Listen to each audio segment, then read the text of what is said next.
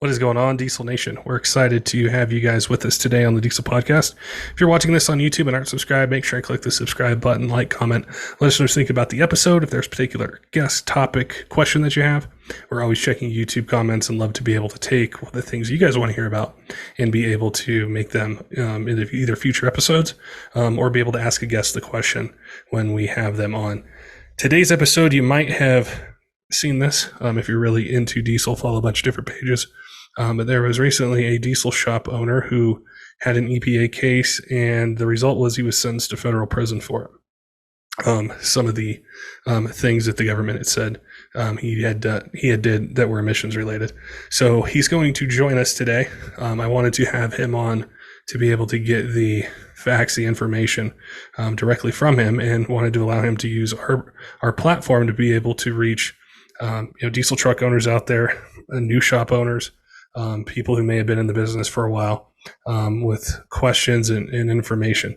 So it's definitely going to be a sobering conversation, something that's very serious, but we wanted to make sure that we covered it and got it out to all of you who listen. Before we get to it, though, we want to remind you guys our friends over at Kershaw Knives have a 20% off site-wide code for you. So if you go to kershaw.kaiusa.com and use code 23diesel20, you get 20% off site-wide. And they've got a ton of choices for quality knives for EDC, hunting, fishing, used around the job site, around the house. They've had a bunch of releases for 2023. One of their newer models are the Duralock models, and the blade's made out of D2 steel. There's different choices for blade length, design, different handle shapes, contours.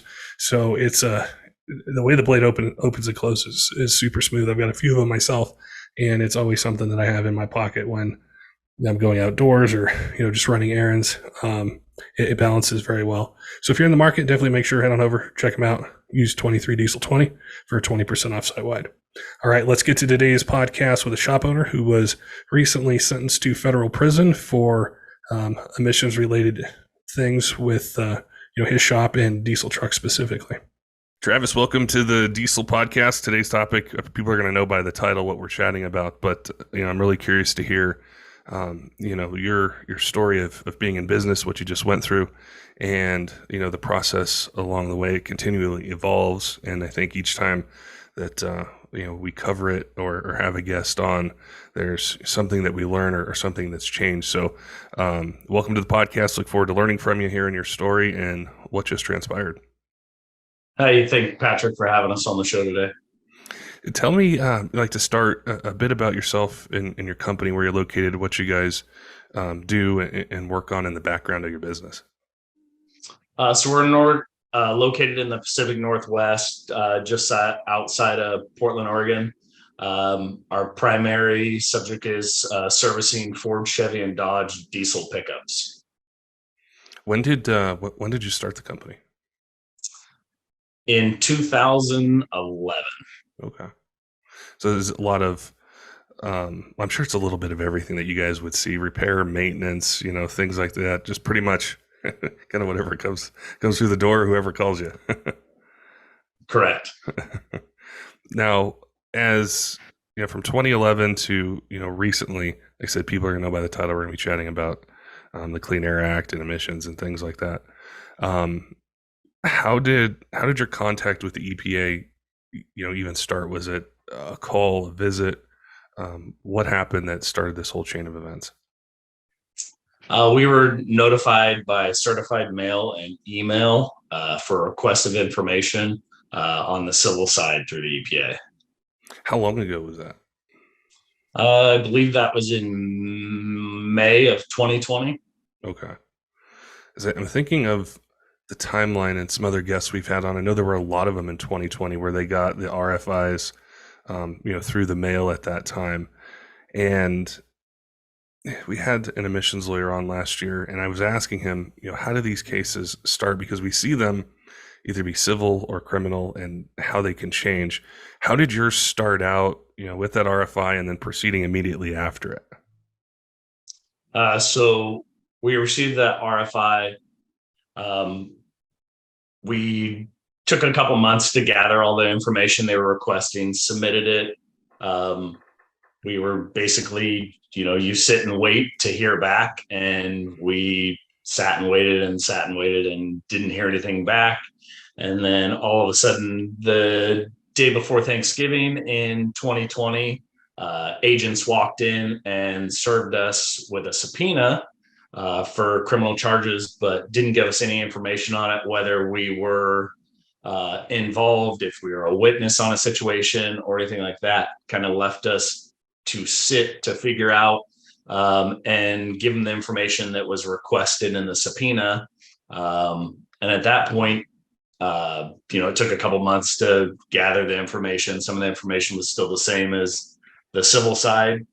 We submitted the information. It roughly took 6-7 months before they got back to us and let them know that they were coming after me directly, that I wasn't an accessory to another case or, along those lines. And the process had basically started moving forward from there.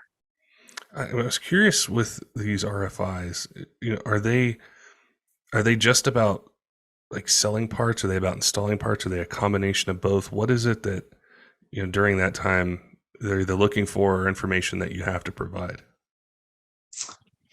Mainly sales invoices for parts that we believe violate the Clean Air Act, whether it be tuners, exhaust, EGR delete kits is the main information they request. Sometimes they go deeper as email communication. The list just goes on. Okay, so it's pretty comprehensive. What they can include with. Once you're notified that it changes, or it did change, what goes through your mind, or what's it like being in that position where I'm sure the moment you get an RFI, it's just kind of like shock and worry, and then you provide the things that are asked for, and then it goes from civil to criminal. What's that like? Help us understand kind of what that feels like, or what's going through your mind. It was a huge shock to me to know that, it was a very slim few in the industry that did get a criminal case. Why they were going after us so hard. What did we do different than most? Which I couldn't tell you that. And then just the legality of the charges and the overall outcome of the case, and, what you could be prosecuted for. Is it just like I'm trying to understand and really kind of get a grasp of it, because this is a topic that I don't enjoy covering, but I know that people definitely have an interest in and they want to learn from. Is it a bunch of different situations or parts, or is it a couple of them, or what was it like in your case when, I'm sure with your lawyers and your legal team and everyone, you're sitting down and looking at all this? Is it just a few, or is it a ton of things that they wanted information on, or that they were pursuing? In their request for informations, they had listed a ton of different parts. They've listed turbos, they listed injectors, they've listed, a bunch of parts. And we tried to negotiate a little bit that, these are the actual things they're looking for, the tuning and, the exhaust, kits and stuff like that. So it narrowed it down that we could give them the information they actually wanted in an appropriate amount of time. Okay. Because when I think of it, I think of tuning, I think of EGR stuff, think of exhaust pipe. I don't necessarily, or haven't in the past, thought about other things like turbos, injectors. I'm sure there's other stuff that's out there.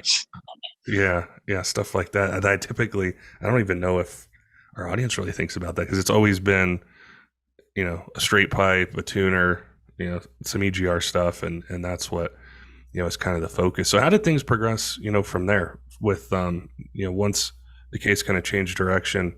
How did that lead up to, kind of recent events and everything that's going on? There was lots of negotiations on their part. Initially, they kind of throw everything at you, and what kind of a worst case scenario. They start at this point going to, people that you've sold products to, interviews with, showing up at people's houses, people's place of work, um, reaching for information to basically build a case against us. They, subpoena emails. They present you with a slideshow, of where we violated, and invoices from manufacturers, invoices, email communication.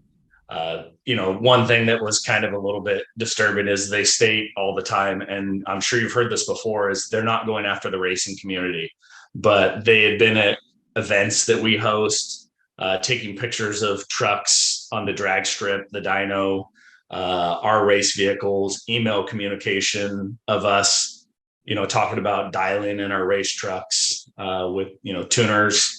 And they use those facts against you, but then they also state in their next sentence that's not what they're after.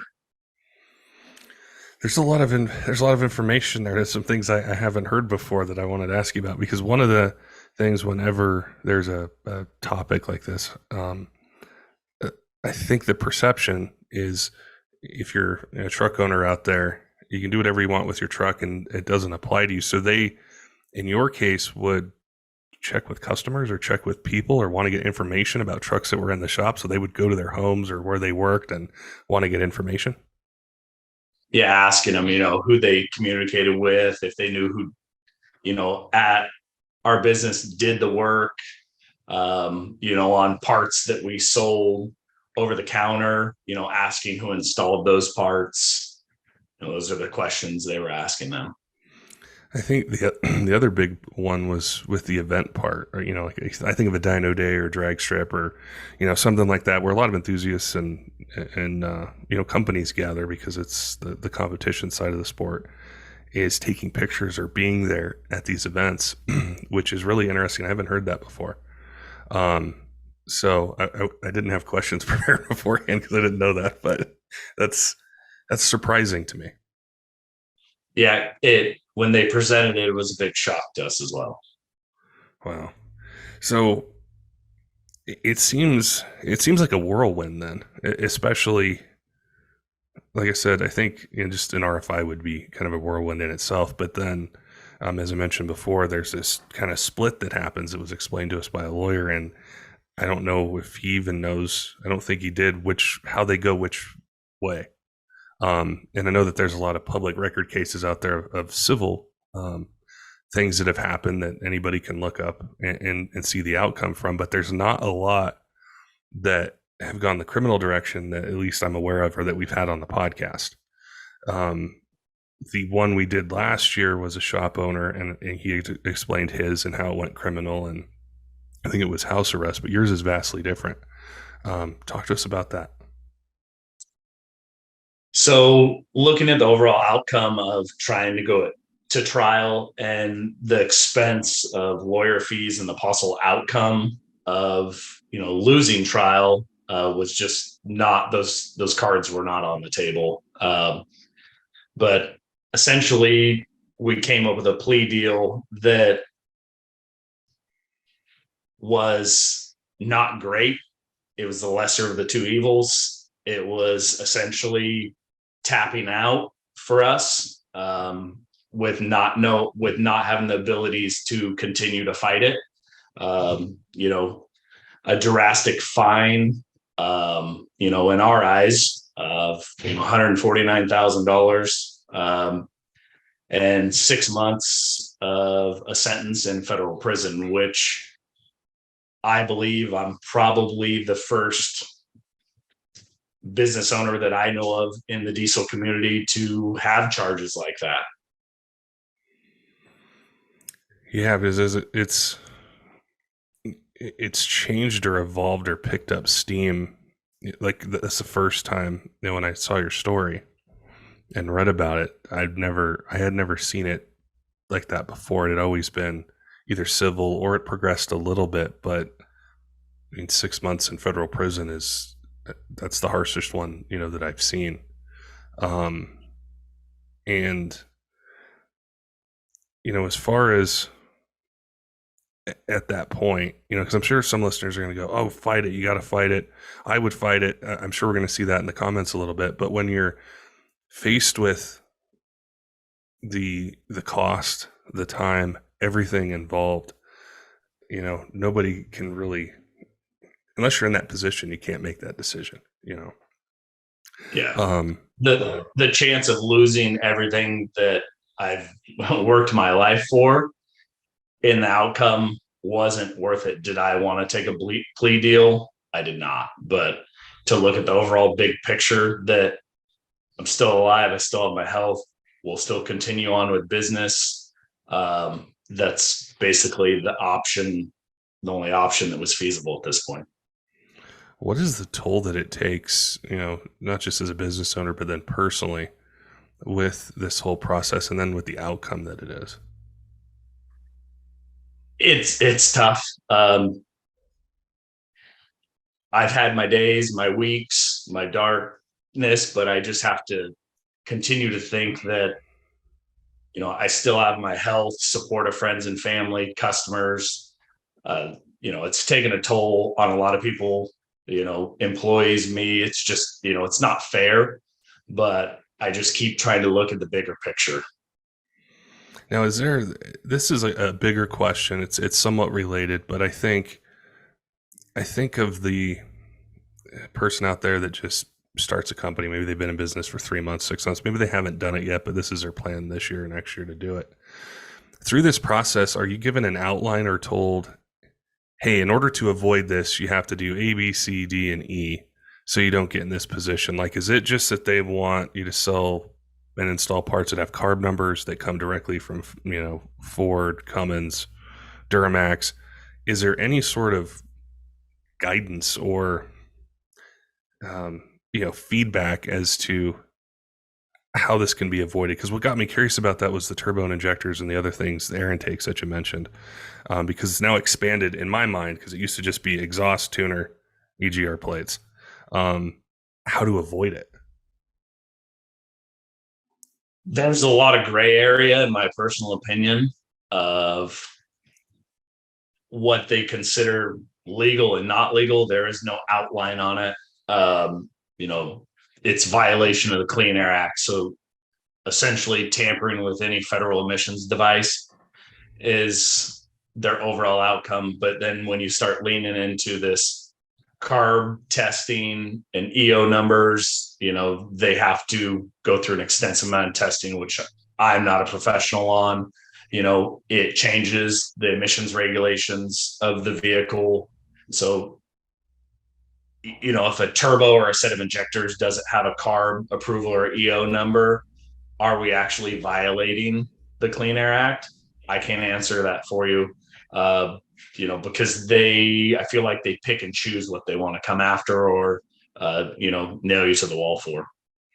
With the racing side, and I don't know, any of the details, but this was something else that got me curious, is did any of the information or any of the things they talked about or went after, would it be considered a race vehicle, like something without license, without tags on it, that's trailered to a dyno or a racetrack or something like that?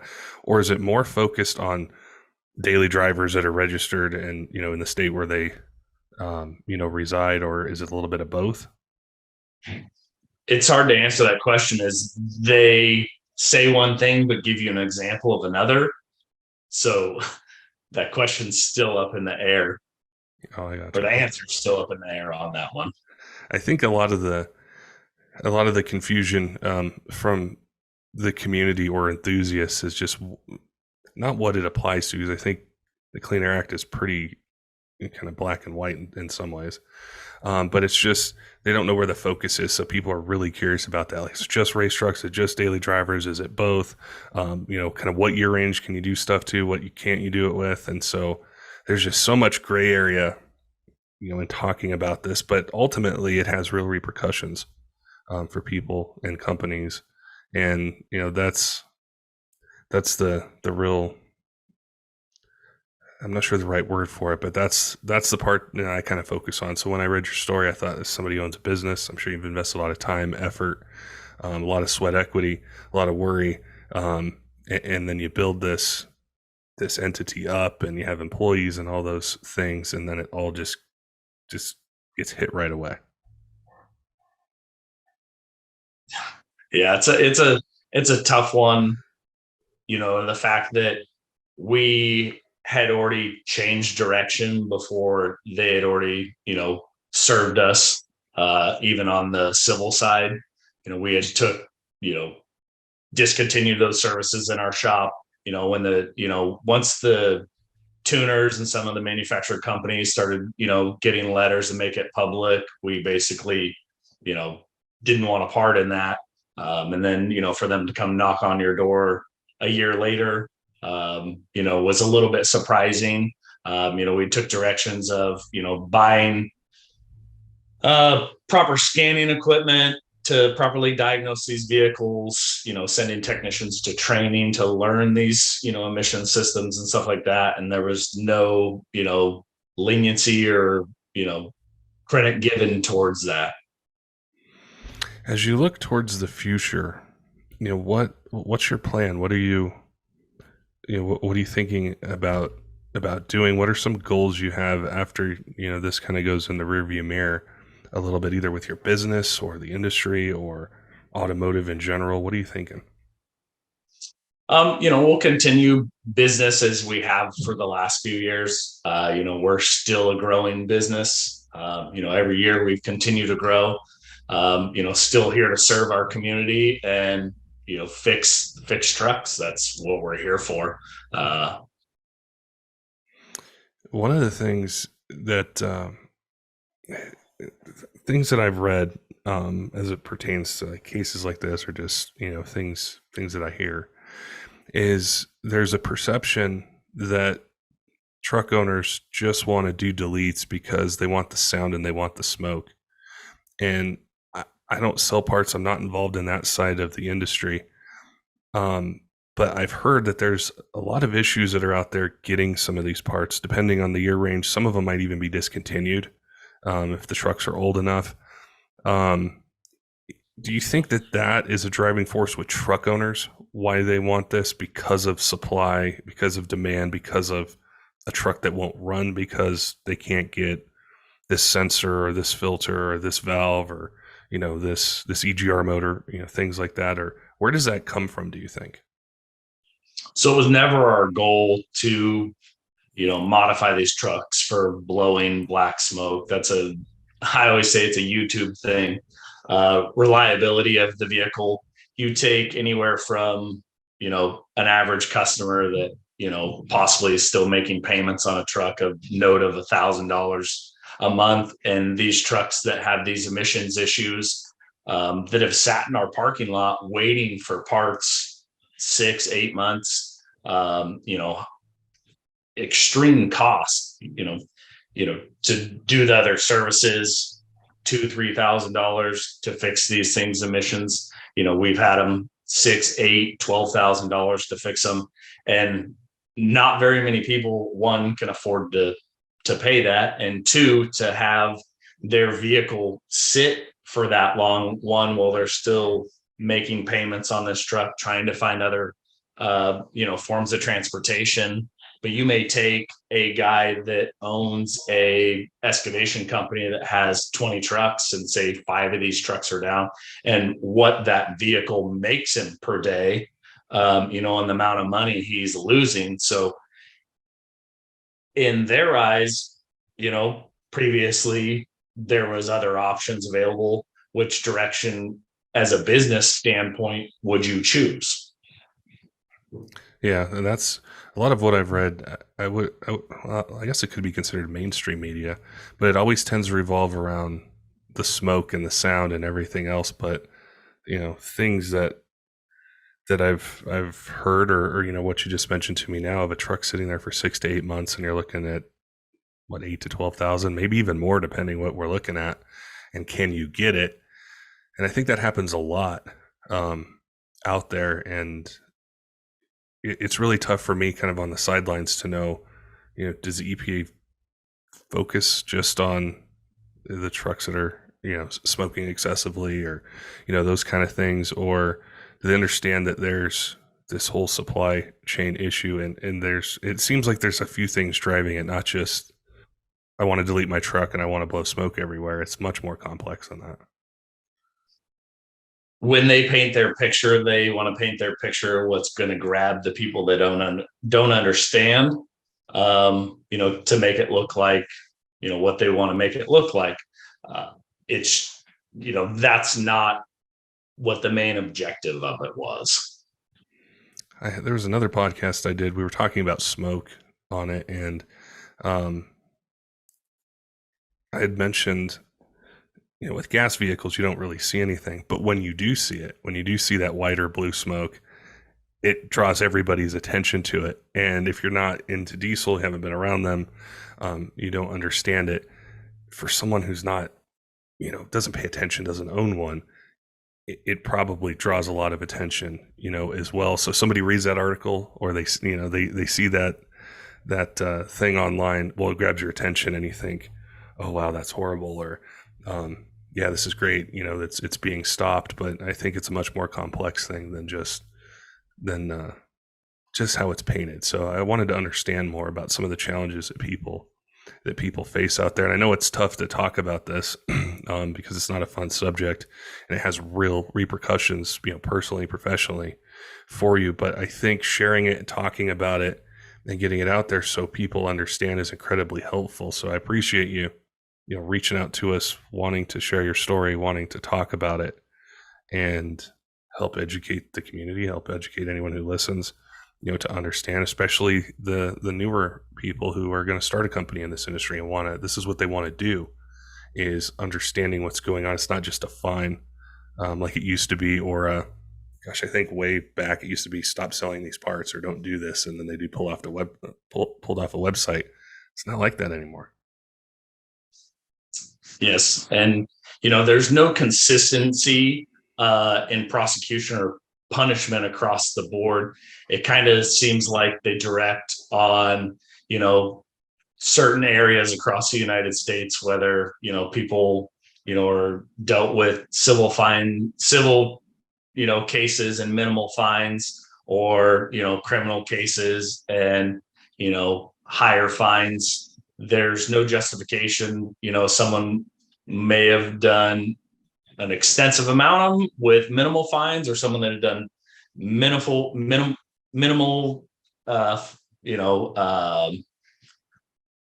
jobs and extensive fines, or as far as charges go, whether people that are getting house arrest, me going to prison, people that are community service. It's just all across the board. There's no consistency in anything. Yeah, that's something I could say it's definitely stuck with me from doing a handful of episodes about this. Is there doesn't seem to be a certain number if you cross this threshold, or if you do it one time or 1,000 times, what happens. And I think that's something that I know our listeners, they're passionate and they're opinionated, and I'm sure they'll share them in the comments and and things like that. But it's just it seems very inconsistent, with it, and it continues to progress with what it does. So I'm sure there might be people that have questions for you. Maybe you would want to answer them. Maybe there's other shop owners that have questions for you. If so, what would be a good way for them to reach out to you directly to chat with you about it? Or maybe just share a message with you. Yeah, email is probably the easiest form of contact. Travis at pureaddictiondiesel.com. Depending on the extent of the answer or conversation, whether it's an email back or a phone conversation, to share more of my experience and navigate people through this. It was really hard to navigate the legal system and the charges and the accusations. It's mind-boggling, stressful, and really difficult to navigate through them, and what they consider, of a perception of what has happened. There's no time for you to explain the situation or help them, understand the process, or, per vehicle, per case, or what was going on. Well, like I said, we appreciate you being willing to come on and talk about it and cover it, because it's incredibly important and it's a major force in everything. In automotive, I know there's gas is not something we really cover, and I don't pay a lot of attention to. I know they have it, but specifically with diesel, it affects lives, it affects businesses, it affects parts, it affects what's being made, it affects what we see on websites to buy, and it hasn't gone away. I think we first started talking about this 5-6 years ago, and every year there's just another kind of wrinkle in it or another evolution of it. And yours is the most extreme one that we've heard about with the sentence. And so we appreciate the communication and telling the story and helping us understand, and keep us updated in the future. Let us know how things go, and like I said, really appreciate you being on, chatting with us, and sharing something that's difficult, that's incredibly hard to navigate and go through, and just helping us see what what shop owners out there are facing. No, definitely. I appreciate finally being able to speak on the topic, and try to inform people of actually the truth and the processes that we've taken, and try to share our story. Don't forget, diesel fans, make sure and head on over to kershaw.kaiusa.com. Use code 23diesel20 for 20% off site-wide. They've got a bunch of quality knives, and they're designed to meet a bunch of different budgets and uses. 2023 has been a huge year for Kershaw knives, with a lot of innovation and new product releases. One of the newer ones is the Duralock model, which the blade's made out of D2 steel. It's priced right. There's a bunch of different choices for blade shape, length, handle, design, contouring. So really, if it's something that you're looking to be able to have a quality, affordable knife, in your pocket, or around the job site, around the house, or outdoors, definitely want to make sure and head on over to kershaw.kaiusa.com. Check out what they have and use code 23diesel20 for 20% off site-wide. Also want to give a shout out to some of our Patreon supporters: Tyler Loewen at 23 Diesel, J. Cole, John, all of our other Patreon supporters, all of you who subscribe on YouTube podcast apps or on our Discord channel, follow us on Facebook, Instagram, or TikTok. We appreciate all the feedback that you guys give us, all the questions that you ask, and we love to be able to deliver the content that you guys want to hear, to be able to learn about your trucks, learn about business, learn about personal stories of overcoming challenges. And we look forward to doing more of that in 2023. Until next time, keep the shiny side up.